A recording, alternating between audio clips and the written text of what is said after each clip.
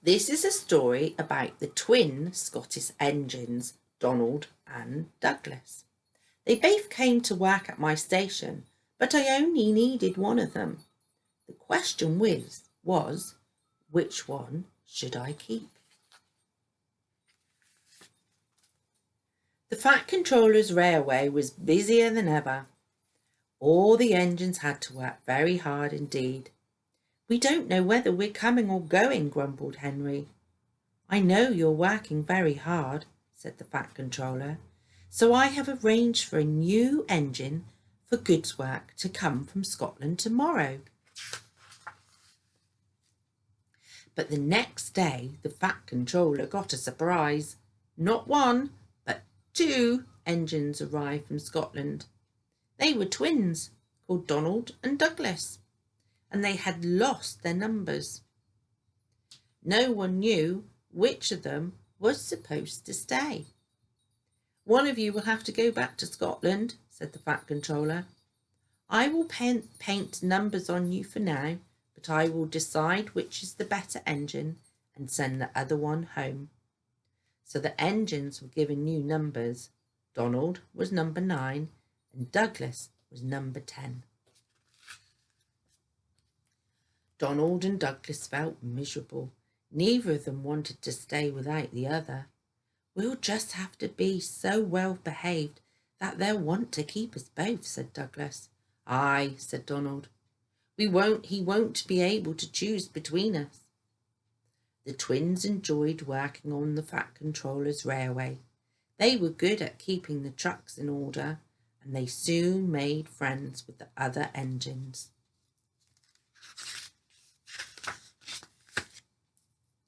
Every day, Gordon's express train steamed in with a special coach of passengers. They were travelling on Thomas's branch line. Duck had to remember to shunt the special coach for Thomas to pick up. Douglas said to Duck, "Why don't I move the special coach tomorrow?" "That would be really kind, Douglas," said Duck gratefully. The next day, when Gordon arrived with the special coach, Douglas was busy worrying about being sent back to Scotland. "I couldn't abide going back alone," said Douglas to himself. He was so worried that he forgot to take the special coach to Thomas. He pushed it into the siding and went to join Donald. When Thomas came along, he couldn't find his coach.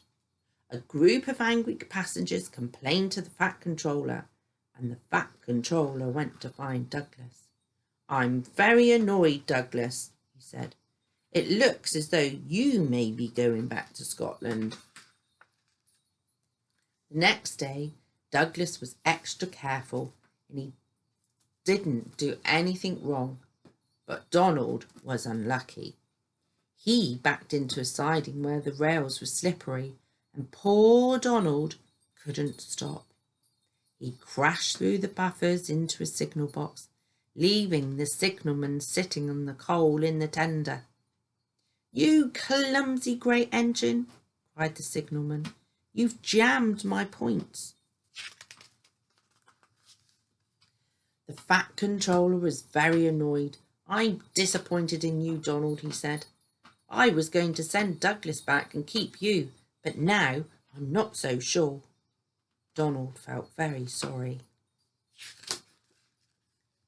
That night, snow came to the island and covered all the tracks. Most engines hate the snow, but Donald and Douglas love it. They knew just what to do. They puffed busily backwards and forwards, patrolling the line. They even rescued other engines who got stuck in the snowdrifts. All the other engines liked Donald and Douglas. Everyone was sad that one of them was being sent away. "They were wonderful in the snow," said Henry. "What we need is a deputation," said Edward. "What is a depotation?" asked Henry. "A deputation is where engines tell the Fat Controller that something is wrong. and ask him to put it right, replied Edward. I propose, said Gordon quickly, that Percy be the desperation. So it was Percy's job to speak to the Fat Controller. He wished it wasn't. Please, sir, they've made me a disputation, said Percy. To speak to you, sir.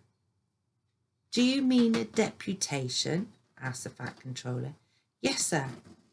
It's Donald and Douglas, sir. Please don't send them away, sir. They're really nice engines, sir. The Fat Controller smiled.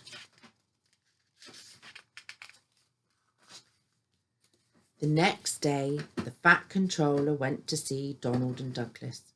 I hear you have been doing good work in the snow. What colour paint would you like? The twin engines stared at him. Blue, please, sir, he said in surprise. Does this mean we'll both be staying, sir? Asked Donald. It certainly does, said the Fat Controller. But the rest of his speech was drowned in a delighted chorus of cheers and whistles.